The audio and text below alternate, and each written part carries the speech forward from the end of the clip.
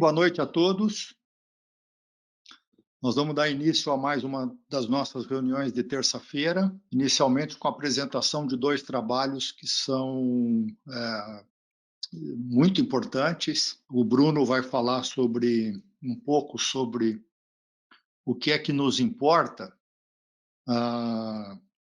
com os doentes que sobrevivem às doenças críticas.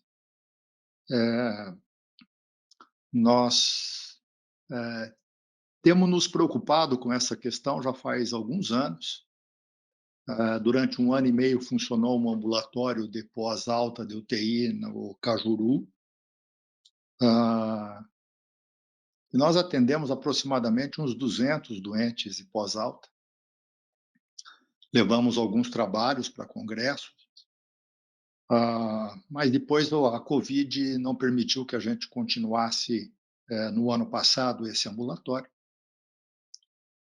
Mas nós estamos prontos, a Mirela ainda não entrou na sala, a Mirela está tornando viável, junto com a Fernanda e o pessoal do HT, o pessoal do Hospital de Reabilitação, um ambulatório de pós-alta que deverá começar a funcionar agora em junho já. E já houve uma primeira reunião lá no HR e também no CPET, onde a gente vai desenvolver um banco de dados para poder coletar informações a respeito do retorno desses doentes e das todas as manifestações pós unidade de terapia intensiva, tudo aquilo que faz parte da PICS, uma doença que só nós produzimos, né? Que caracteristicamente são aqueles pacientes que sobrevivem à doença crítica. Então a gente vai ver um pouco desse editorial da Critical Care que o Bruno vai apresentar, e depois a Karina também vai apresentar um editorial. São 2 artigos curtos, mas que nos motivam a discutir um pouco questões importantes. E a questão que a Karina vai trazer para nós são as dificuldades em fazer diagnóstico de pneumonia associado com a ventilação mecânica de um modo geral, e em especial nos doentes com Covid. Certamente quem está atendendo o Covid na fase aguda, e é muito frequente os doentes que vão para a ventilação mecânica acabam complicando com um ou mais episódios de pneumonia associada com a ventilação mecânica. E eu gosto de dizer a frase sempre de que, na maior parte das vezes, quando a gente acha que o doente tem PAV, ele não tem. E na maior parte das vezes que a gente acha que ele não tem, ele tem. Claro que isso é uma caricatura, é um exagero, mas a gente nunca tem certeza se o doente tem ou não tem PAV. E a Karina vai trazer um pouco dessa dúvida, dessas questões, para nós discutirmos na segunda apresentação. Depois, na aula de fundo, eu estou, na verdade, substituindo o Rubens Bento. O Rubens é um intensivista de Brasília, e o Rubens desenvolveu o curso de gestão em UTI, construindo uma UTI de alta performance, e ele vai trazer algumas questões de gestão de UTI. Nós vamos aproveitar na terça-feira que vem para poder falar um pouco mais de gestão. O Rubens estava escalado para poder falar hoje, mas na última hora ele não teve um contratempo, e nós remarcamos a aula dele para terça-feira da semana que vem. Então eu vou falar um pouquinho de uma coisa que estava pendurada já há algum tempo, que é fazer uma visão geral das revistas de medicina intensiva, em especial para os residentes. Eu me sinto particularmente incomodado quando alguém lê Critical Care e não sabe exatamente de onde é que vem essa revista, o que ela significa. Eu acho que é importante, principalmente para aqueles que estão em formação, saibam os caminhos dos sites e as diferenças fundamentais que existem entre uma e outra revista da área de medicina intensiva.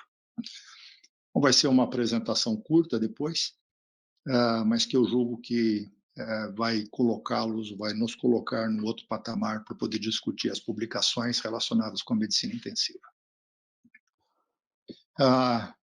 Então, isto posto, vamos dar início à primeira apresentação. Bruno, estamos com você. Boa noite, doutor. Boa noite a todos. Então, eu sou o Bruno, sou o terceiro ano na terapia intensiva, e hoje a gente vai discutir, então, esse editorial que ele vai falar sobre, além da sobrevivência, né? A ideia é tentar identificar o que realmente importa para daqueles pacientes que sobrevivem a uma doença crítica, né, no ambiente de terapia intensiva. Então, quando a gente pensa na nossa trajetória da terapia intensiva nos últimos 50 anos, a gente sempre teve como objetivo diminuir a mortalidade na UTI, admitir aquele paciente extremamente grave, né, e fazer com que ele sobrevivesse, pudesse ter alta, né, o paciente pudesse sobreviver a uma doença realmente muito grave. E para que a gente possa conseguir essa taxa de mortalidade cada vez melhor, a gente tem alguns alicerces, né, para a gente poder exercer isso. Então, em forma de capacitação cada vez mais de profissionais mais especializados, como o nosso próprio grupo faz, a tecnologia cada vez com dispositivos que ajudam a gente na decisão da beira-leito, gestão, né, sempre fazendo com que a UTI seja movida por mais qualidade, mais segurança para esses pacientes, ciência, como a BRICNET, que é algo brasileiro que tem aí feito trabalhos ali, grandes trabalhos que ajudam a gente ali nas decisões da beira-leito.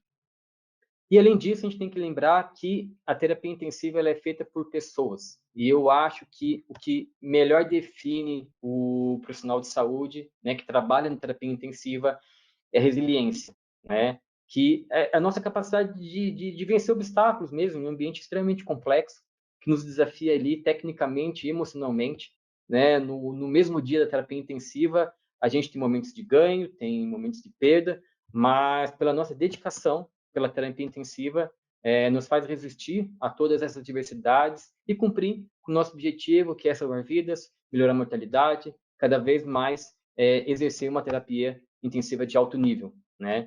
Isso fica com uma singela homenagem aí a dois ícones da medicina, tanto o Peter Sackler como a Florence, que começaram lá atrás e pela resiliência deles de querer exercer cada vez melhor a medicina, pensando nos pacientes graves, eles começaram algo lá atrás e nesses últimos 50 anos, até mais, né, da Florence, criaram uma semente e isso vem se difundindo ao longo do tempo. E aí, hoje a gente pode estar exercendo essa terapia intensiva que a gente tem aí boa atualmente. Então, quando a gente pensa em mortalidade, a gente pode ver o quanto a gente avançou nos últimos anos, né? Esse artigo de 2013 da Critical Care, eles fizeram uma avaliação de como a gente melhorou as taxas de mortalidade ao longo do tempo. Então, se a gente for ver, aqui no gráfico, lá no final da década de 80, pacientes que eram submetidos à cirurgia de dissecção de aorta, pouco mais de 40% desses pacientes eles iriam falecer. Então, a gente conseguiu uma taxa ao longo dos anos, até 2012, para menos de 10%. Isso é uma diminuição de 60% da taxa de mortalidade. O mesmo vale para pacientes que eram submetidos à cirurgia de hemorragia subaracnoideia. Pacientes também, em torno de quase 40% faleciam, a gente conseguiu diminuir essa taxa para quase 10%. Ou seja, são taxas menores de 60% que a gente conseguiu reduzir. Isso é um avanço muito grande, isso é uma melhora expressiva. Nesse gráfico também mostram outras entidades, né? Pacientes ali com sepse, pacientes submetidos à cirurgia por hemorragia intracerebral, eles tinham uma taxa de mortalidade lá em torno de quase 55%, e a gente conseguiu, ao longo do tempo, diminuir para entre 25% e 20%. Então, isso mostra para a gente o quanto a gente avançou e com aqueles todos os alicerces de capacitação, gestão, tecnologia, ciência, resiliência, a gente conseguiu melhorar muito a nossa prática diária.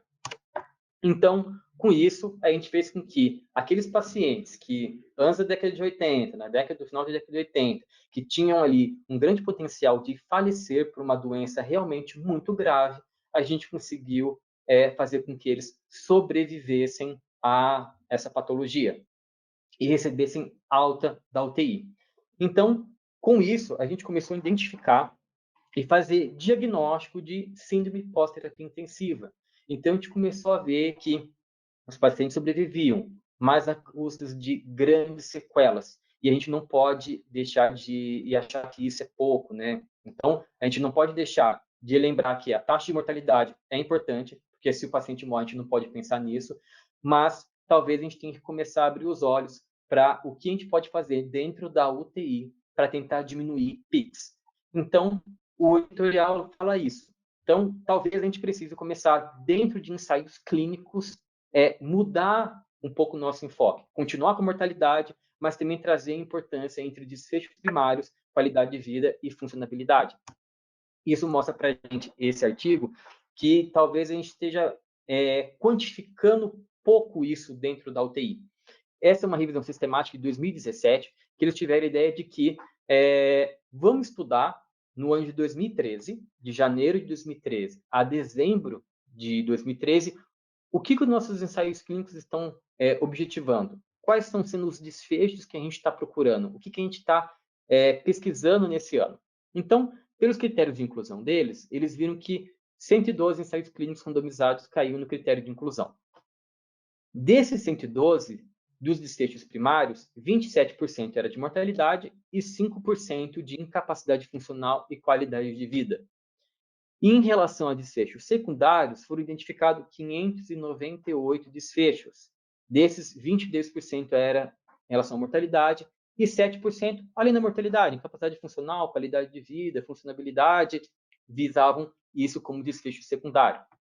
Então, mostra para a gente que a síndrome pós-terapia intensiva é algo que precisa ser um pouco mais estudado. A gente precisa mudar, né, um pouco os nossos desfechos, né? Manter a mortalidade, mas acrescentar isso na nossa prática diária, no nosso desenvolvimento. Então, quando a gente pensa em síndrome pós-terapia intensiva, a gente tem que pensar em cognição, nutrição, deficiência funcional, depressão, estresse pós-traumático e social.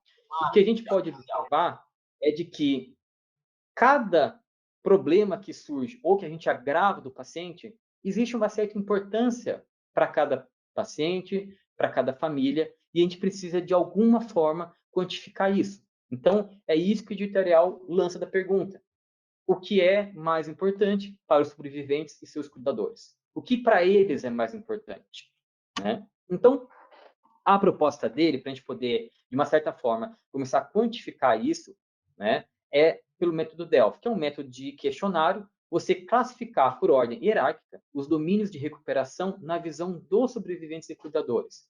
Então, talvez o paciente num ambulatório pós-alto, um paciente que está na enfermaria, ou até mesmo um paciente que está na UTI, a gente poder dar um questionário para ele poder ver o que ele espera, né? O que ele espera da recuperação dele, o que ele está priorizando naquele momento na recuperação, e acompanhar esse paciente por 3 a 6 meses, e depois comparar, né, após esse acompanhamento, a expectativa anterior com o atual momento. Será que esse paciente, a prioridade que ele tinha naquele momento lá atrás, é a mesma prioridade que ele tem no momento?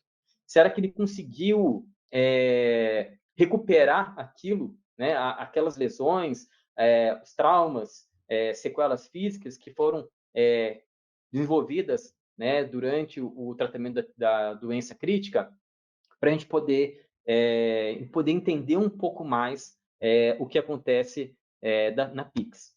Então, ele traz que os benefícios dessa investigação seria que a gente conseguiria definir prioridade dos pacientes e cuidadores, né, para a gente poder desenvolver trabalhos no futuro, e também, talvez, identificar fenótipos de pacientes, né? Talvez a gente consiga agrupar em pequenos nichos pacientes com algumas características basais e ver, poxa, será que esse fenótipo de paciente ele tem uma recuperação cognitiva melhor do que uma questão motora? Então, para poder começar a entender e classificar esses pacientes, classificar PICs e como eles se recuperam após a alta, né? E a partir disso, desses fenótipos, criar desfechos individualizados dentro de ensaios clínicos randomizados, né? Criar novos desfechos, criar novos desafios, né? Dentro dos nossos trabalhos. E por isso ele conclui até que se na prática diária o tratamento e métodos terapêuticos já são individualizados para cada paciente, né? A gente numa UTI a gente tem 10 pacientes, 3 com a mesma patologia, a gente vai tratar de pelo menos algo de diferente, a gente vai tratar em cada um, né? Então, se a gente conseguir identificar as prioridades sobreviventes, adicioná-las aos desfechos de ensaios clínicos e avaliar como elas interagem com as intervenções propostas, talvez a gente consiga, de alguma forma, intervir de uma forma melhor e fazer com que diminuam essas sequelas, diminuam os PICs, e a gente possa devolvendo pacientes que sofreram um abalo muito grande na saúde de uma forma mais funcional, uma forma com mais qualidade de vida para os familiares, para a sociedade. E com isso, cada vez mais, a gente poder fazer trabalhos centrados no paciente, na família, respeitando a característica de cada um deles, e dessa forma a gente poder exercer por mais 50, 100 anos a terapia intensiva que a gente tem exercido de uma forma digna, uma forma correta, e poder melhorar ainda mais as nossas taxas aí no nosso dia a dia. Basicamente, era isso que o editorial tinha. Agradeço aí a atenção de todos. Muito bom, Bruno. Como sempre, uma apresentação bastante boa, clara, com começo, meio e fim. Gostei das figurinhas do Peter Safra e da Florence. São boas recordações. Quero ouvir alguma pergunta de vocês. Glória, você está me devendo um resumo da tua aula de sexta-feira, tudo bem? Oi, doutor, boa noite, tudo bem? Estou Tudo bem. devendo, ele está quase pronto, na verdade. Eu e a Carol, a gente está afinando ele um pouquinho melhor. A gente é meio perfeccionista, sabe? Mas vai dar certo, doutor, vai chegar o teu resuminho, você vai ver. Tô Que com a minha bom. família aqui hoje, doutor. Todo mundo prestando atenção na aula aqui. Nossa, que bom.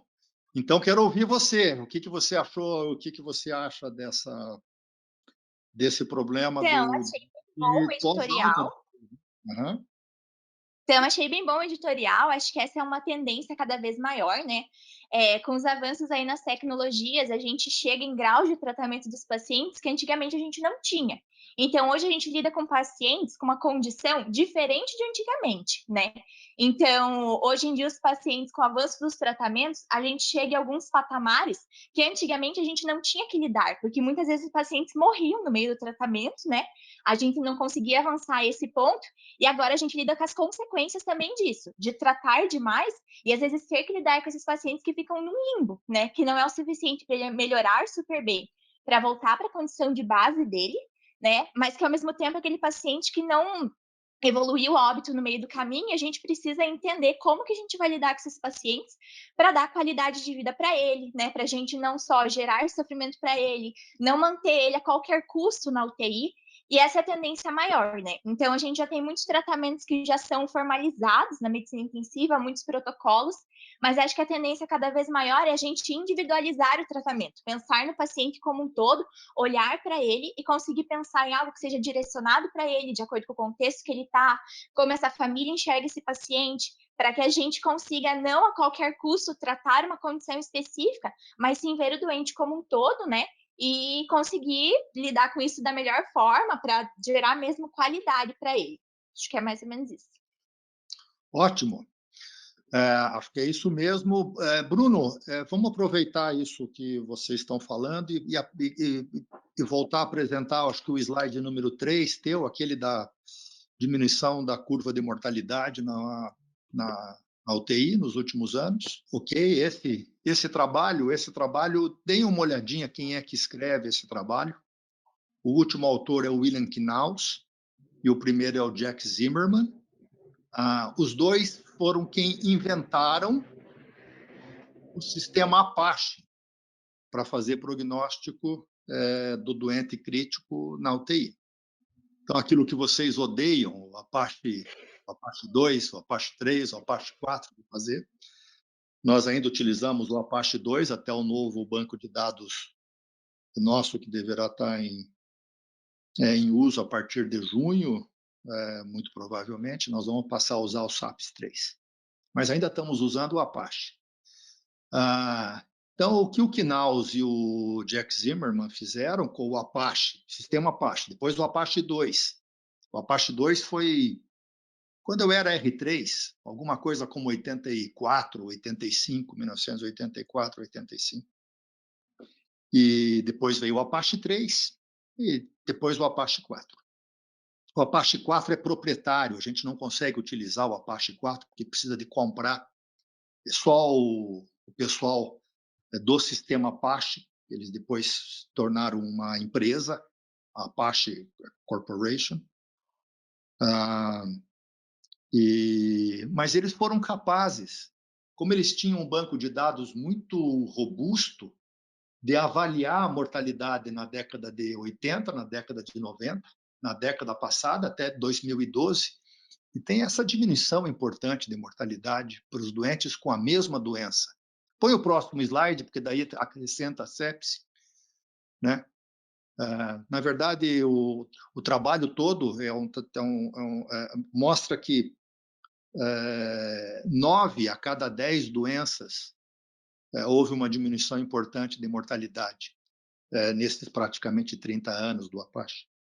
Então, vocês vejam, nós estamos para poder publicar um trabalho com o nosso SAV, com a nossa limitação de suporte avançado de vida, de pacientes internados nas nossas UTIs de 2017 a 2019. São 30 mil doentes e a nossa mortalidade é de 11%. Então, se você tiver hoje como única avaliação de qualidade da tua unidade de terapia intensiva diminuir a mortalidade, é muito improvável que a gente consiga fazer isso, a não ser que a gente coloque milhares de doentes nas cortes, porque pequenas diferenças, nós já estamos muito baixo na mortalidade, muito provavelmente, UTIs com mortalidade ao redor de 10%, os doentes que estão morrendo são aqueles doentes que não têm outro jeito, que não têm mais retorno, porque não somos deuses, né? Não conseguimos fazer todo mundo sobreviver.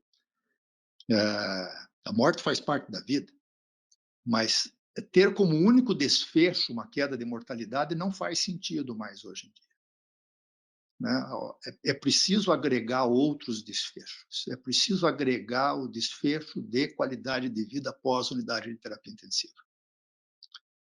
Embora essa seja um anseio dos médicos intensivistas já desde a metade da década passada, desde um trabalho clássico de 2004, 2005, canadense, que mostrou os primeiros sinais de piques em doentes que eram sobreviventes à ventilação mecânica com SAR, então tem 15, 16 anos, é que a gente fala nisso de ter qualidade de vida, mas ainda não achamos o ponto de como ligar um desfecho desfavorável de qualidade de vida com aquilo que você faz dentro da unidade de terapia intensiva.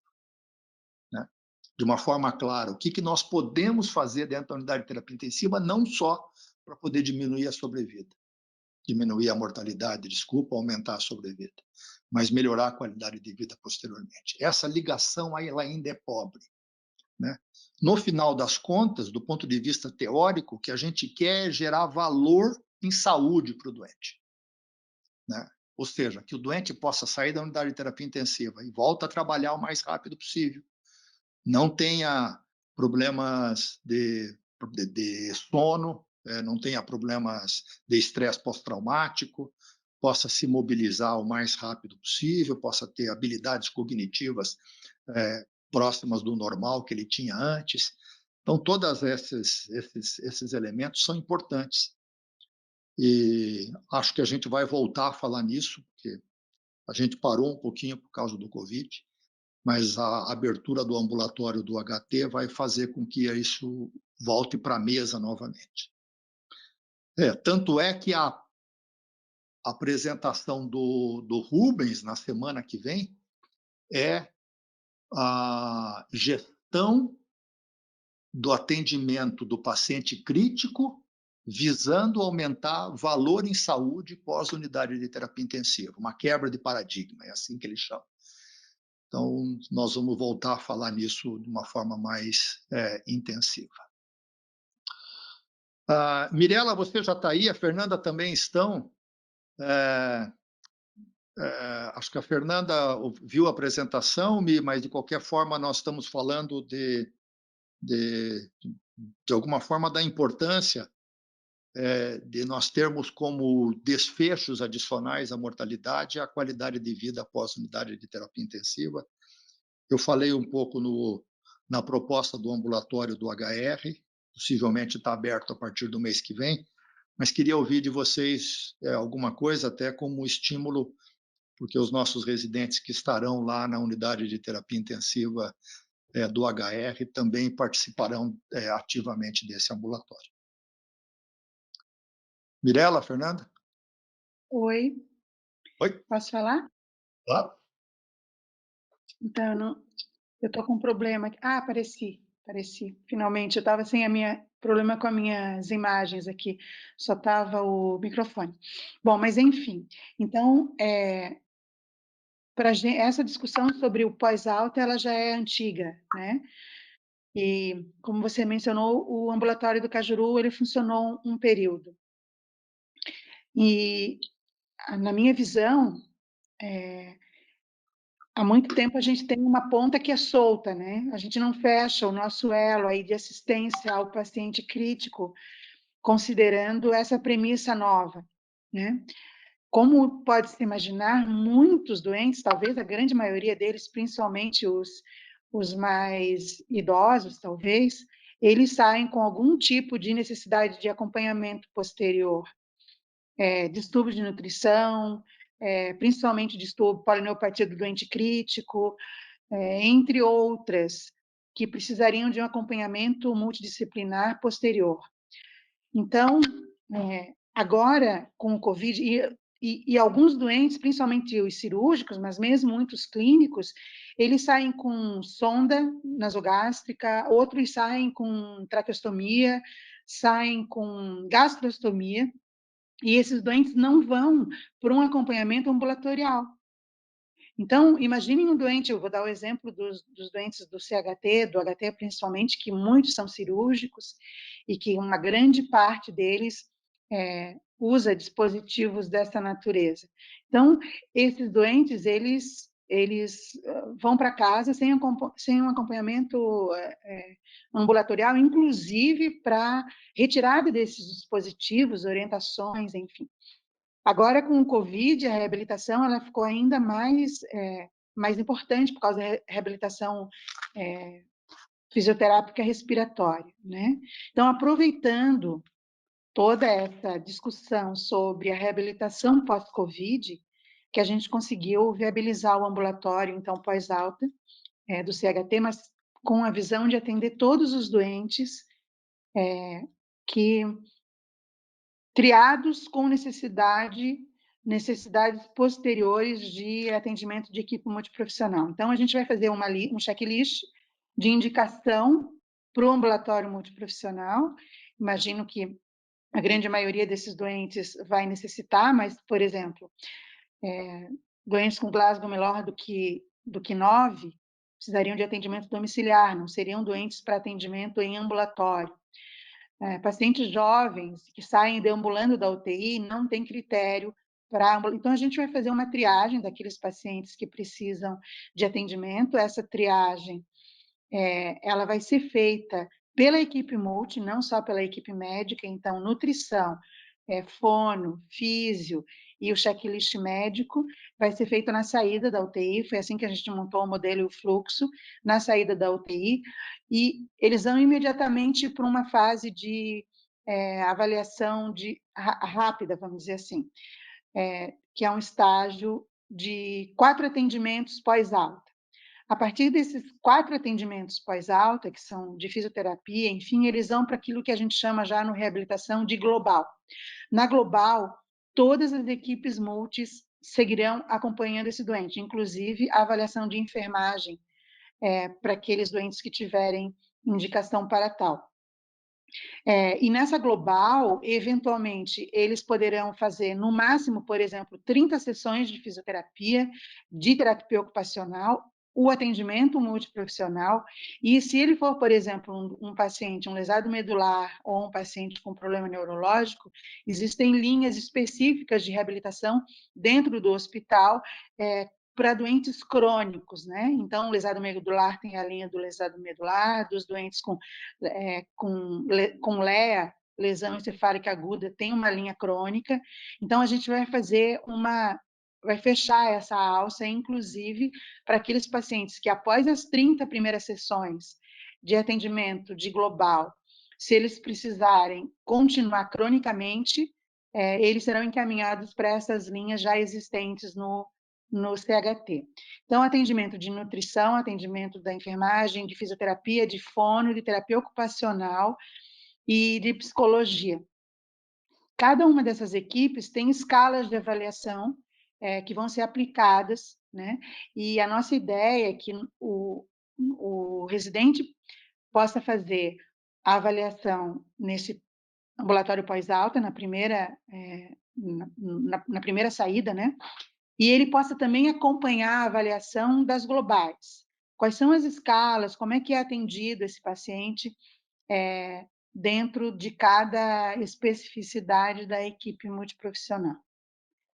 Nós estamos montando um grande banco de dados, então todas as equipes elas anotarão as suas escalas, as suas avaliações dentro desse banco de dados e a gente vai ter a oportunidade de fazer o acompanhamento de longo prazo dentro de cada especificidade de cada equipe profissional. Acho que basicamente esse é o desenho que a gente está montando. Ok, Mi, obrigado. Fer, você tem alguma coisa para acrescentar, Fer? Fernanda? Oi, doutor, estou aqui. Não, acho que a doutora Imagina já explicou super bem essas questões, e acho que é muito legal poder participar disso e ter essa possibilidade de ver o retorno, né, do paciente. Já com o hospital de reabilitação, antes da pandemia, a gente encaminhando os pacientes com TCE, com TRM, como a doutora colocou que lá a gente já tinha enfermaria de reabilitação, visava isso na UTI, com esses ambulatórios, e o pessoal, a gente sempre compartilhava isso e via o quanto esses doentes, né, têm uma mudança no seu status. Mas isso não estava sistematizado, a gente não estava atendendo eles ambulatorialmente, né? Só dava uma espiada nisso e muitas vezes a gente nem acreditava que era o mesmo doente que a gente tinha encaminhado, né? Falava, como é que pode, né? Ele está completamente diferente. Então, acho que isso também, como médica, né, fecha essa outra ponta, né, de ver esse desfecho do doente retornando para a sociedade. Legal. Então, eu acho que está claro que a gente vai voltar a discutir isso, até porque agora a gente tem, dentro do grupo, condições de poder fazer o acompanhamento desse doente e, no futuro, fazer uma ligação do que é possível fazer dentro da nossa especialidade, dentro da UTI, que possa ter um impacto significativo de melhora de qualidade de vida para esses doentes no pós-UTI, quando eles vão para casa. Acho que o Rubens também vai falar um pouco disso, de como gerar valor em saúde, na terça-feira da semana que vem.